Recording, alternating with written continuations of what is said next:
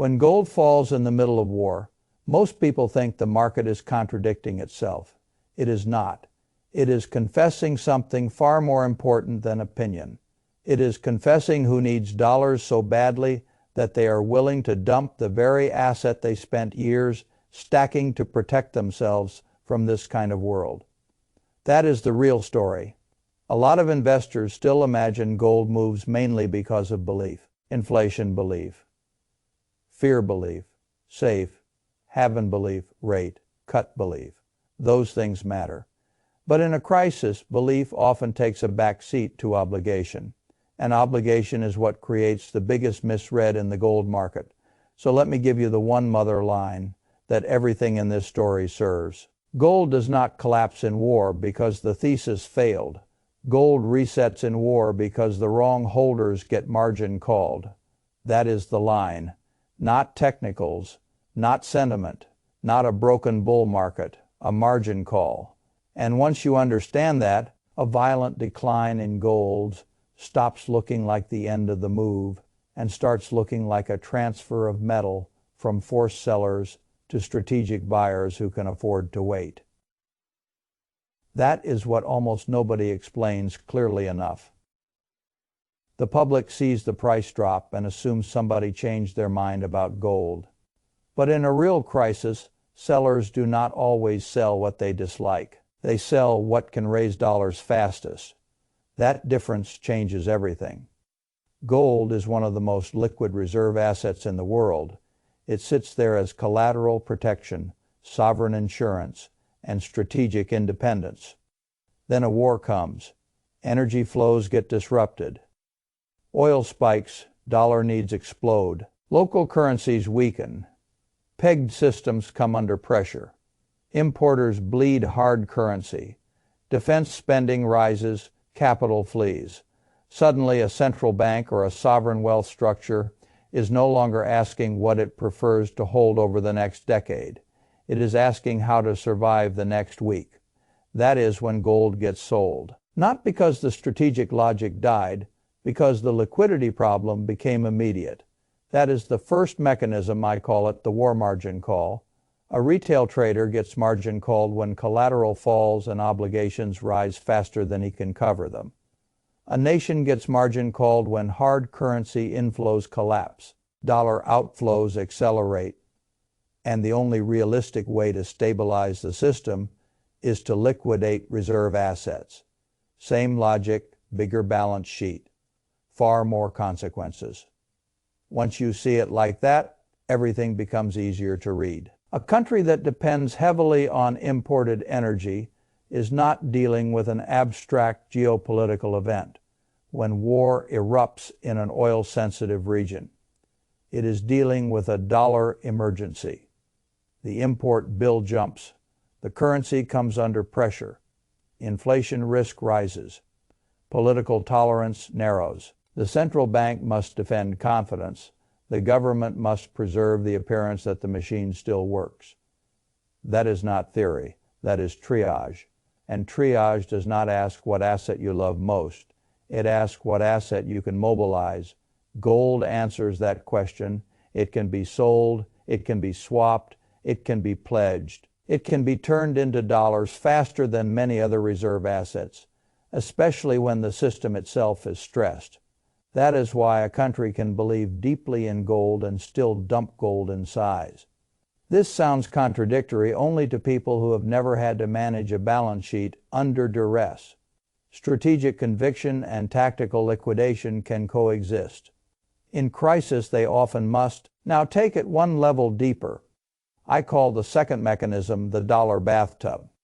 Most people do not understand currency pegs, reserve defense, or hard currency plumbing, because the system is designed to make them invisible until they start failing. But once you understand the bathtub, you understand the panic. Imagine a country whose currency is pegged to the dollar. That peg only works because the country has enough dollars flowing in to meet the dollars flowing out. In normal times, oil exports or other hard currency inflows fill the tub, imports, defense, capital movements, and ordinary external obligations drain some of it. As long as the faucet runs strong enough, the level stays stable and confidence survives. Then war disrupts the faucet. Oil exports are harder to move. Trade routes become dangerous. Shipping risk explodes. Revenue expectations break. At the same time, the drain widens. Food imports still need dollars. Machinery still needs dollars. Military procurement needs dollars. Capital flight needs dollars. Residents, companies, expats, investors, everybody suddenly wants more external safety. Now the tub starts draining. If the central bank lets that continue unchecked, the peg breaks or the currency collapses. That means inflation surges, confidence cracks, and political consequences follow very quickly. So the authority must put more dollars back into the tub. Where do those dollars come from when the faucet is failing? That is where gold becomes collateral for survival. This is the margin call that the average investor never sees. He looks at a price chart. He does not see the tub draining. He hears that gold is down during a war and thinks the market lost faith in gold. No, the market is showing you that somebody with real metal and real stress needed dollars more urgently than they needed the metal for the moment. That is not the death of the thesis. It is the activation of the thesis under pressure. Now let us add the third mechanism. I call it peg panic. A pegged currency looks stable until confidence turns. Then stability becomes expensive. Countries that anchor themselves to the dollar in order to provide credibility and import stability are effectively making a promise. They are telling the world that they will defend this line. That promise works beautifully in calm conditions because the inflow engine supports it. But in a war shock, the promise becomes a burden. Now defending the peg requires real dollars, real reserve use, real sacrifices. And if the dollar inflow side of the equation weakens while the outflow side strengthens, the defense operation can become a rolling liquidation. Gold reserve balances, external assets, all of it can become ammunition for preserving confidence. This is why I take rumors of sovereign gold sales seriously, even when official reporting lags or remains partial. Not because every rumor is true, but because the plumbing makes the behavior logical. If you understand the mechanics, you no longer need to act surprised that a region under dollar stress might be quietly monetizing gold through swaps, forward structures, London accounts, or semi-off balance sheet channels before public disclosure fully catches up. That is how real money behaves. It does not wait to explain itself to retail investors. Which brings me to the fourth mechanism. I call it silent sovereign supply. One of the great mistakes ordinary investors make is assuming that if a sale is not fully confirmed in official filings, it is irrelevant. That is naive. Sovereign behavior is often deliberately opaque. Not all gold is held in one neat place under one neat reporting convention.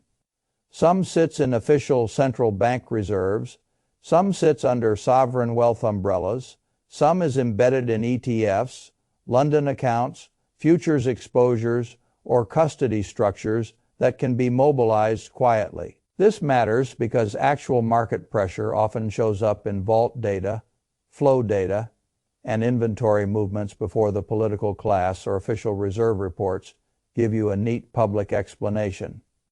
I have always trusted flows more than narratives. Narratives tidy things up after the move. Flows reveal what is happening while the move is still unfolding. When the London vault picture starts changing, when large outflows emerge, when official buyers pause, when previously aggressive accumulators suddenly become sellers or potential sellers, the serious investor should not waste time arguing with headlines. He should update his map of who the forced sellers are, how much they may still have left, and when exhaustion is likely to arrive, that is the only useful way to think. Now we move to the fifth mechanism, because this is the point where most gold holders either understand the reset or get wiped out by misreading it. I call it seller exhaustion. Forced selling has one wonderful quality. if you are patient enough to survive it. It ends, a country can only sell so much gold. A sovereign account can only mobilize so much reserve inventory. A pre-deadline liquidation can only last until the deadline arrives. A desperate seller does not create infinite supply. He creates temporary excess supply. That distinction is the whole opportunity. The public sees supply and extrapolates forever. The disciplined investor sees supply and asks what ceiling contains it. If one country has already dumped a major chunk of its stockpile, that matters. If official buyers pause rather than permanently change their reserve doctrine, that matters. If a large producer is about to restrict or trap future exports, that matters. If geopolitical disruption itself is creating the sell flow, then the same geopolitical fragmentation may later reinforce the strategic desire to rebuild gold holdings once the emergency calms. That matters most of all. The same event that creates near-term selling can strengthen long-term reserve demand. War does that. Sanctions do that. Fragile payment systems do that. Weaponized reserve structures do that. This is why you have to separate short-term flow pressure from long-term strategic motive. The weak holder confuses them. The strong holder profits from the difference. Now comes the sixth mechanism. I call it the three-phase reset. Every true gold reset built on forced sovereign selling follows a sequence. Phase 1 is forced liquidation. This is where the urgent seller dominates the tape. Price falls hard. The media reaches for lazy explanations. Retail investors feel betrayed. Gold looks wrong relative to the news. That is because price is reflecting liquidity needs, not long-term reserve preference. Phase 2 is stabilization. This begins when the mechanism driving the forced selling starts to ease. Oil stops exploding. The pressure on a key currency begins to soften. A peg survives the stress window. A major export restriction deadline passes. The biggest desperate flows lose intensity. Price may still look messy, but the plumbing is no longer deteriorating at the same pace. Phase 3 is strategic re-entry. This is when the strong buyers come back to a market that has already been cleansed by liquidation.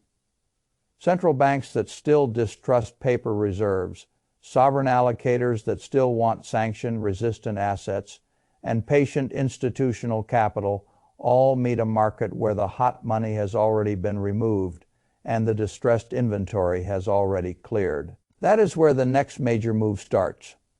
Most investors make one fatal mistake. They think Phase 1 disproves Phase 3. Very often Phase 1 is what makes Phase 3 possible. Now I want to force the identity shift because without it, you are still just a gold spectator. Stop thinking like a gold believer. Start thinking like a liquidity reader. A gold believer watches the price and tries to preserve emotional confidence.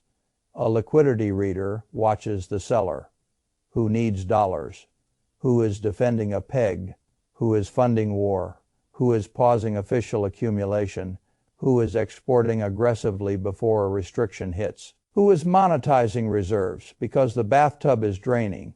How much metal can still realistically come out? What would signal that the pressure is ending? That person does not get emotionally broken by a reset. He investigates it. He does not ask, why is gold betraying me? He asks, whose balance sheet is trapped? That is the stronger identity. And it is the only one that makes a long gold cycle survivable. Now, let me give you the operating system as plainly as I can. First, never confuse forced sovereign selling with strategic rejection.